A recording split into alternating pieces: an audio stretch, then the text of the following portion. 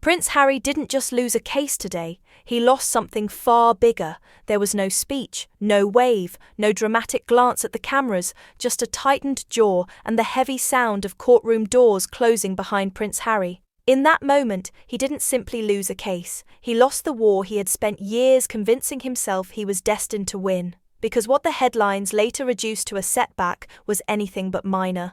This was the collapse of a strategy years in the making. A gamble worth millions. A crusade he believed would finally force the system to admit it had wronged him. Instead, it ended with silence, humiliation, and a realization that arrived far too late. Inside the courtroom, the atmosphere had already begun to change before the ruling was formally delivered. In high-stakes litigation, defeat doesn't always arrive with a verdict read aloud.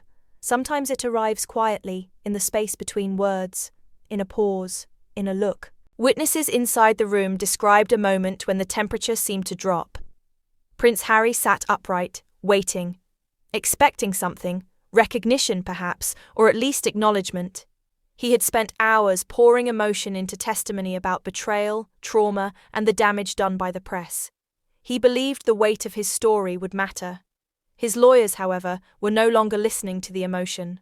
They were watching the judge. There was a glance exchanged between senior barristers, a subtle tightening of fingers against polished wood. No notes passed, no whispered consultation, just a look, and then eyes lowered toward the desk. In the silent language of the courtroom, it meant only one thing. It's over. Moments earlier, the judge had asked a question that cut cleanly through everything Harry had said. It wasn't about his feelings. It wasn't about ethics, or morality, or even whether phone hacking had occurred. It was a procedural question. Cold, technical, unforgiving. Why are we here now? That was the instant the air left the room. Harry had come prepared to fight a moral battle. The court was looking at a calendar, and in that disconnect, his entire case began to unravel. Under British law, there is a concept so dull most people never think about it until it destroys them: the statute of limitations. In plain terms, the law gives you a fixed window of time to bring a claim after you know you've been wronged. Miss that window, and the door closes, no matter how strong your feelings may be. Harry was suing over alleged phone hacking that dated back to the mid-2000s, nearly 2 decades ago. By any conventional legal measure, the claim was catastrophically late. Harry didn't deny the delay. Instead, he placed everything on one explosive explanation. He told the court that he hadn't sued earlier because he had been prevented from doing so. According to him, there was a secret agreement, a private understanding between Buckingham Palace and powerful newspaper executives. The message, he claimed, was clear: don't sue now. Keep the peace and you'll be compensated later. If that agreement existed, the clock could be stopped, the time limit could be lifted, his case could survive. It was a bold strategy, and it rested on a single fragile pillar: proof. When the judge examined the claim, that pillar crumbled. There was no signed document, no email, no written record, no independent confirmation, only Harry's recollection, delivered years after the fact. The court noted inconsistencies, vagueness, gaps.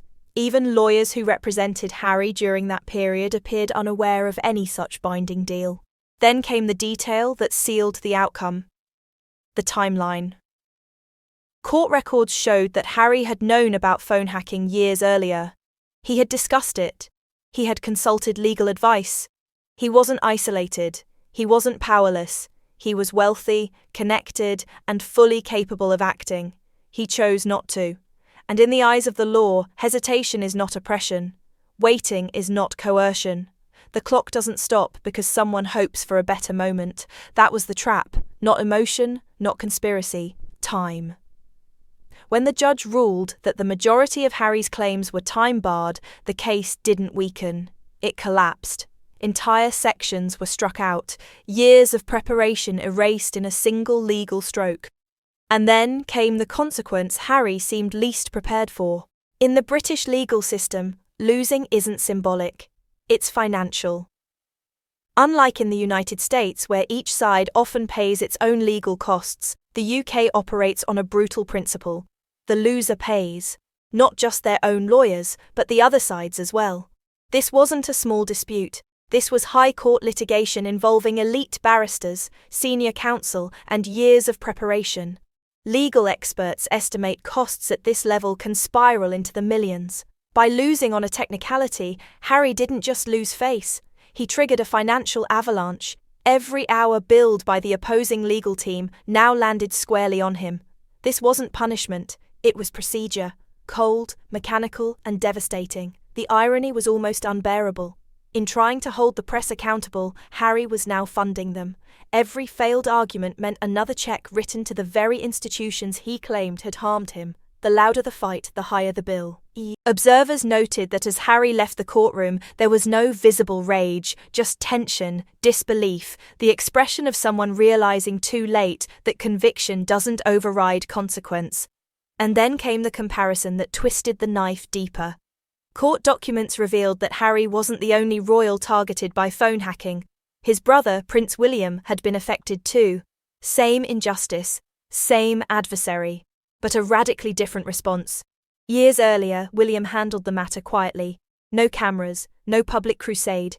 Behind closed doors, palace lawyers negotiated a settlement, a substantial one, accountability without spectacle. Resolution without destruction. Harry chose a different path. He wanted exposure, validation, a public reckoning. He believed that forcing the system into the spotlight would deliver justice.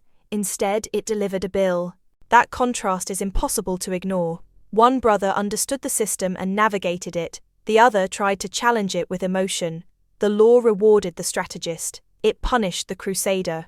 What Harry was truly seeking wasn't money. It wasn't even legal victory. It was catharsis. He wanted acknowledgement. He wanted authority to look at his pain and confirm it mattered. But courts are not built for healing. They don't validate trauma. They measure facts, dates, and evidence. When Harry tried to cache emotional truth in a courtroom that only accepts proof, the result was inevitable. As he stepped outside, the silence spoke louder than any memoir. The system hadn't denied his suffering. It simply refused to bend for it. Prince Harry didn't walk away that day as a hero or a villain. He walked away as a man confronting one of the hardest truths the law delivers without mercy. Being morally right does not guarantee legal victory. The case is over, the money will be paid, but the fallout, financial, psychological, and personal, is only just beginning.